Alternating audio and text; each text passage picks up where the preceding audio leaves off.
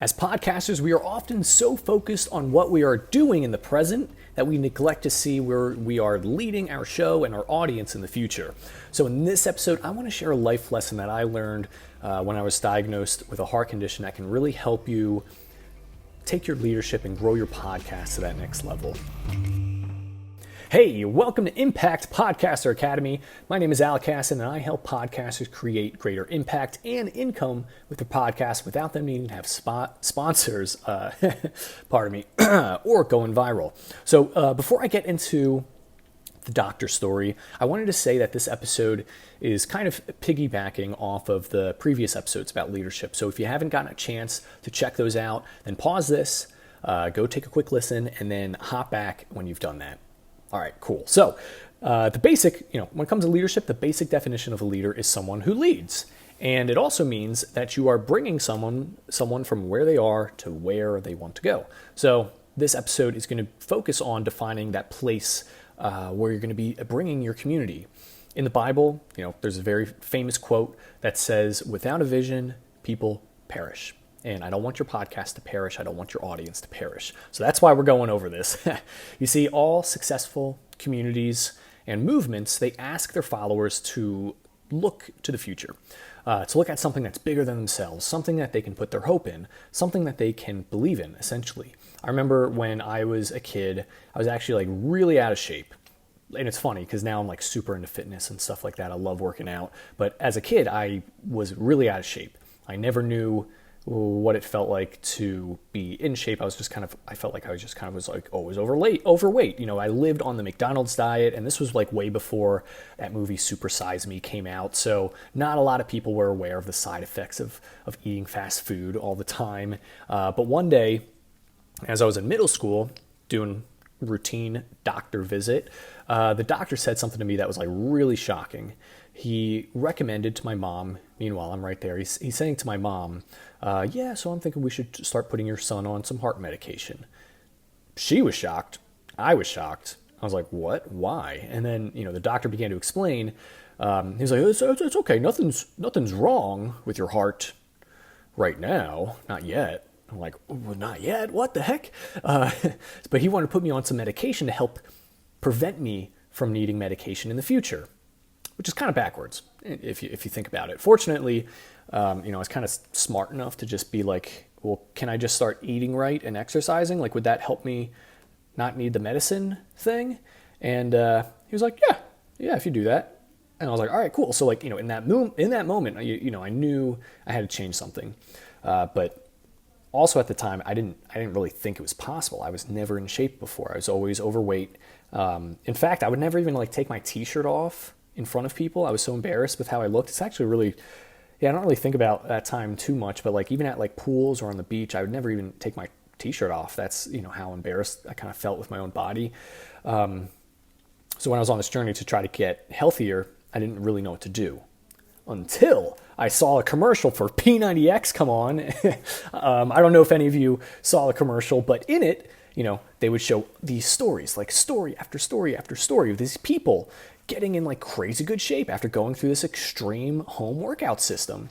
So this commercial, it really had me believe that I could do it too. It had me believe in this future me that wasn't embarrassed to take his shirt off when going to the beach or going to the pool or something like that.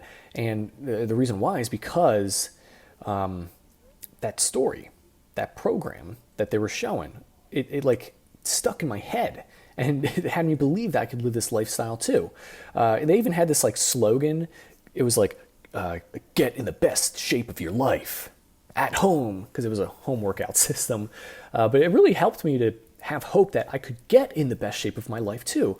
I even created, with my podcast, I created a slogan for Impact Podcaster Academy. The slogan's speak free, build community, impact lives. It speaks to very specific audience. It ties in with this future hope of building a community and impacting others. So having this future hope, it's important because it allows people to see where you are leading them. And then tying that with a story to help people see that it's actually possible will help them believe it even more. This is what they did with P90X, had people believe that they could be in the best shape of their life because they're showing these stories of other people who did it too.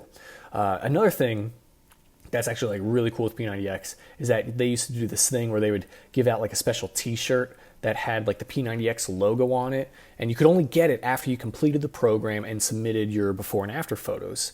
But after a while, they stopped doing that because they wanted to allow people to just simply buy their t-shirt. But at the time, it was really cool because like if you had that shirt, you felt like you were part of this elite club of people, a club that others weren't part of. You knew you had done something, that you had worked hard to get in, and you were rewarded with a t-shirt because of it. So now you got to brag like, yeah, I got this t-shirt because I did P90X. But anyway, that's something that's important to have, incorporated into your podcast as well. It doubles as a way for people to both earn their way to ascend or become like more deeply involved in your community, but it also shows others that it's possible to achieve this outcome that you're trying to provide for people. And then like another thing that's really cool too is it's like basically free advertisement, so it shows others that, there are people who are taking steps of faith to follow you and they're being rewarded because of it. Plus, when people have different types of swag, it helps them to identify with your show. It elevates how they identify with themselves. They're incorporating their identity with what you do, and it just really helps to further strengthen that communal bond. This is something I've been wanting to incorporate it in my own show. I just haven't had the opportunity to create something like this at the time of creating this episode. But I was thinking it would be something useful, something unique looking, that it would actually, it could probably even be something that could be used as a tool to help podcasters with their show. Some communities, they offer things like t-shirts, rings, you could do certificates, watches, tickets to a private event, even just things like private Zoom calls as well. You can get pretty creative with like the different things that you can offer, but something tangible for someone's effort is often more rewarding because they can attribute their success to something that they can actually see and feel. If they're like, yeah, I got 1,000 downloads of my podcast with Impact Podcaster Academy's help, and they give me this watch. I'm not doing that, but like, they're like, they gave me this watch as a reward. So every time they wear the watch and they look at the time, they're like, I also remember the time when I got 1 million downloads or something like that. Anyway, so I know like to provide you an actual example of what I'm planning to do with mine is that for those who are in the Impact Podcaster Academy group, I've been working on this idea of making a t-shirt that says I'm an Impact Podcaster, because I want people to identify and feel proud that they are part of this tribe, part of this community. And another cool thing is that it also helps to start conversations with other people. So if someone's wearing the shirt and someone's like, Impact Podcast, oh, you have a podcast? And someone's like, I do have a podcast. So it's like, it's both helping to like promote the community, but it's helping the person promote their own podcast as well, because it's like a conversation starter. So it's like kind of like a win-win for both there. So like this last part that can like really help to like kind of tie everything together is to define your movement. Like, actually put some like words, like a mantra, a saying, a rally cry, so to speak. And what's really cool is that, having like a rally, like this rally cry, so to speak, for your movement can also be made into the intro of your podcast. That's what I did for my first podcast, Digital Ministry Mastermind. The intro is essentially like the rally cry. And when people listen to each episode, they'll be reminded of why they're there in the first place. So if you want to know like what are the steps to kind of craft your own, these were the steps that I took. So I'm going to share them with you. So the first thing was I asked myself, what is the big result that I'm obsessed with? So being able to define the result that you're trying to achieve in your podcast is crucial for your listeners. It's like being able to describe like the overarching plot for a TV show. So for example, like recently my fiance and I, we've been watching Prison Break, and the overarching plot is that the main character, his name's Michael, he's trying to break out of prison after getting himself in prison so that he could save his brother who is on death row for reasons that, for reasons that it's not his fault, so he shouldn't be there. And each episode we're seeing how they're getting closer and closer to this goal of escaping, but they're also dealing with new challenges in each episode. But it's a thing that gets people to come back for each episode. So the result that you are obsessed with achieving in your show helps to keep content consistent. It helps people know why they're there. If your content isn't consistent, you'll only like make your audience confused. They'll get frustrated. It'd be like if the characters in that TV show Prison Break decided, you know what, let's not break out of prison. It's actually kind of cool here in jail or something. If they did that, the whole premise of the show would crumble apart. In fact, season 2, we started watching season 2. We're not a huge fan of it because, spoilers, they do get out of prison, but they're still evading police. But now they're out of prison. It's not prison break anymore. It's prison evade. It's like, it's different. It ended up not doing that well. We actually haven't even we actually kind of stopped at the second season, but everyone said that the second season wasn't as good. The other seasons got better, but this episode isn't talking about Prison Break. It's talking about your podcast. So, once you've physically written out your answer to that question, then you can move on to this second question. And the second question you got to ask yourself is, what are you trying to learn? Or you could ask, what are your interests? Now you might be thinking, wait a second, why would I tell people what I'm interested in? Why would I tell them what I'm trying to learn? Well, the answer, it's a two-part thing. The first part is that publishing content gets way easier when you are documenting things. If you're trying to create something, it's a little bit more difficult. Do you think like Howard Stern or Joe Rogan or someone like Gary Vaynerchuk, do you think they're like meticulously trying to sit down and think like, what am I going to make out of thin air? No. For the most part, they're simply inviting guests who already have the same interests that they do, or they're just going around filming the banter that naturally comes out of them. So when you're talking about things that you are interested in, you can just simply document that. Or if you're talking about the things that you're learning, you can just simply document your journey of learning. So, creating doesn't need to be making something out of nothing. When you document, you're simply journaling what it is that you are doing.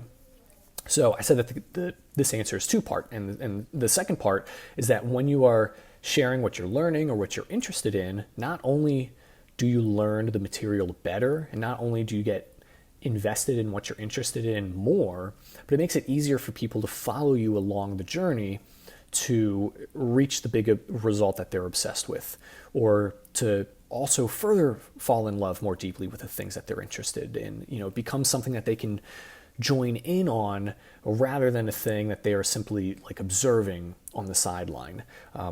With my first podcast, that was the big thing. I'm documenting my journey to grow my online ministry. And now I'm kind of doing the same thing here. I'm still documenting the things that I'm learning as I'm growing my podcast here to help other podcasters grow their show too.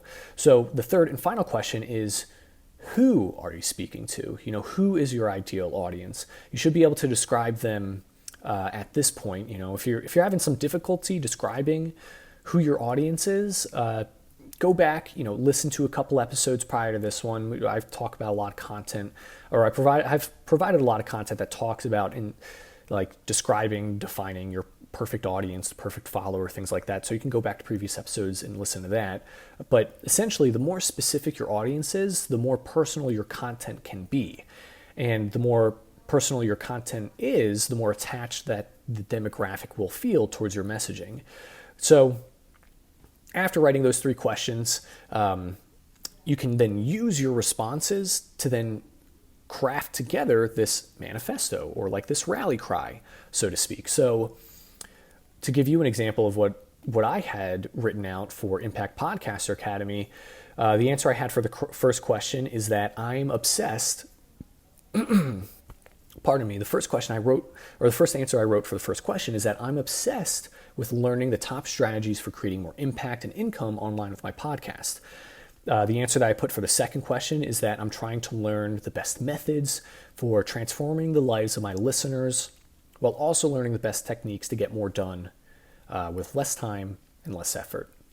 And then the answer I put for question 3 is that the ideal audience that I'm making my content for, they're people that are passionate about podcasting. They're looking to do whatever it takes to reach that next level in their life and in their show. They know that they've got this untapped potential, but they're just looking for that that right spark to ignite that fire within them.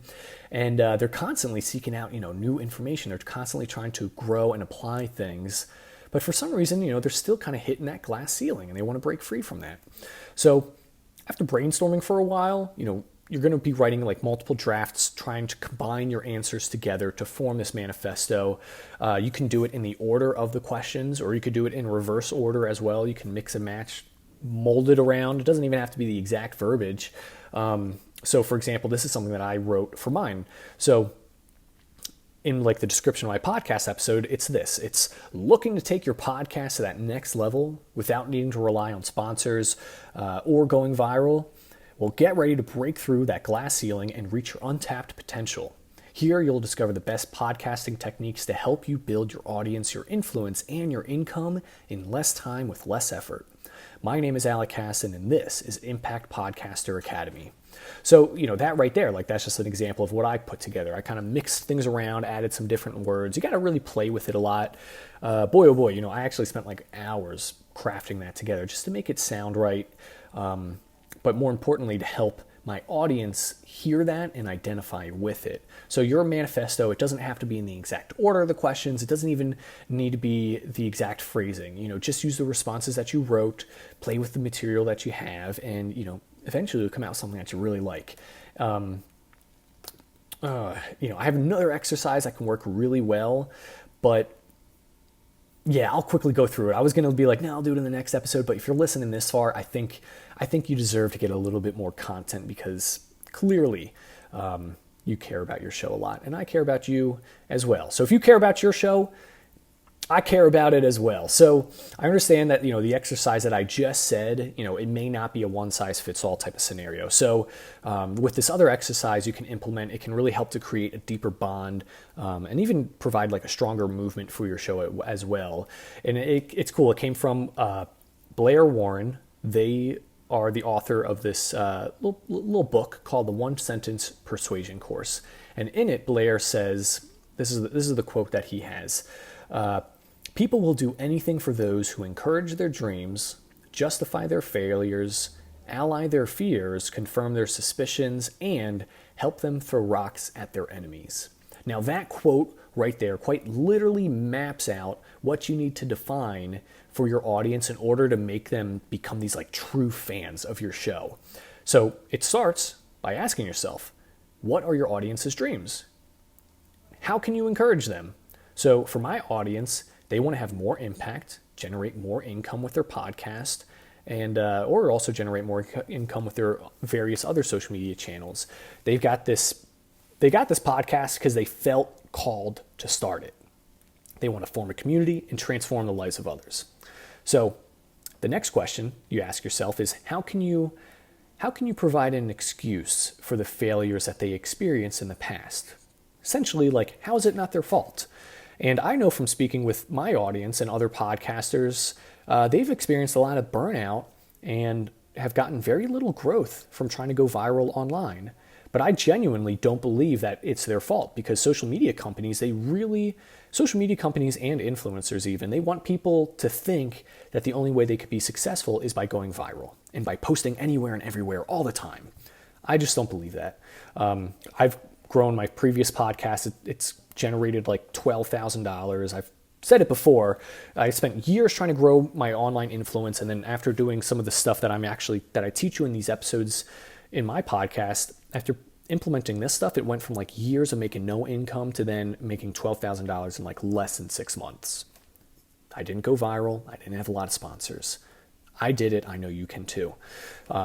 So next question you're going to ask yourself is, what evidence do you have that can help diminish their fears? So for many podcasters, the daunting task of trying to go viral, it discourages them from trying to continue this journey that they're on. So the goal to go viral is one of the reasons why many podcasters will actually opt for having a broad audience rather than having a niched audience. However, the way that I help diminish this fear of failing to go viral is that I tell them that they don't have to go viral to have success. In fact, they don't even need to have sponsors to be successful either, because that's like a one-on-one thing. Oh, I need a lot of followers so I can get money, and then when I get a lot of followers, I can get sponsors. So it's like if you don't have a lot of followers, then you can't get sponsors. But I'm here to say you don't need the sponsors, and you also don't need a lot of followers. So now to wrap up with these last two questions. These last two are very important because when it comes to a movement or a community, the most close-knit communities are ones that actually have a common enemy. So whether it's like protesters, or you could think of like an army or like a nation, shoot, even Girl Scout troops, they're going against like the retail stores for selling their cookies. The tightest knit communities are ones that allow for their frustration to be focused on a common enemy. And in order to identify this common enemy, it starts by first trying to confirm the suspicions that your audience likely already has. So what do they suspect is the cause of their setbacks? So for my audience, it's pretty simple. Podcasters feel like their content is being held back by social media companies and that it's not getting the recognition that it deserves.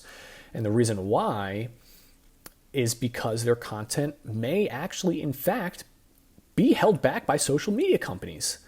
So I'll explain why in a little bit, but now you can begin to see you're setting the stage and you're beginning to draw that line between you and the enemy. So if it's between you and the enemy, people are like, well, I want to be with you, so we can be collectively attacking the enemy. You see? So last and final question now that you'll have to answer is, who is that enemy? Or what, what or who is causing the setbacks for your audience? So for me, like I mentioned before, social media companies. Sometimes it's influencers, misinformation. They are so social media companies, essentially, they're at the whim of advertisers. They're at the whim of the metrics that they're trying to achieve for their sites. They promote content that keeps people on their platform longer. They also promote content that is advertiser friendly. So unless you're willing to totally compromise on the vision that you have for your podcast, social media, they're not set up to try to make anyone be successful. They're set up to just make themselves successful. And sometimes that happens to be through viral content that people are posting, but then people have to compromise if they want to be successful in that way. So anyway, now that you have answered these questions, you basically repeat the same process as the previous exercise, as you are simply just trying to combine all the stuff that you wrote out to create this manifesto, basically.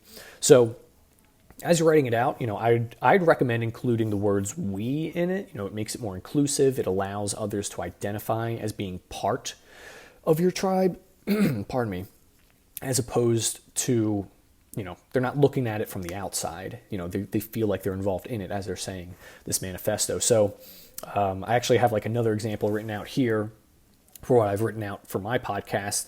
So I wrote, "We are impact podcasters. Our purpose is to have more of an impact and generate more income with our show. We believe you don't need sponsors or virality to be successful. What we do is not a hobby, it's a calling. As impact podcasters, we don't just create content, we build community. We inspire and transform the lives of our listeners. We aren't slaves to social media or its algorithms. We speak the truth, impact lives, and are worthy of being rewarded for our work. Speak free, build community, impact lives. This is the motto for Impact Podcaster Academy." So, there's no real exact formula for putting this type of thing together, because it's more of an art at this point. The science was answering the questions. The art is how you're forming the things together. Think of it like a painter. They got their brushes, they got the paints, and it's up to them to see how they all fit best together. So now you've got the tools. You got all the tools you need to craft your manifesto. It's this, it's the future hope. It's the rally cry of your audience, where you're bringing them to. So it's really important to have in your show. So as we wrap up, I wanted to include some key points to remember.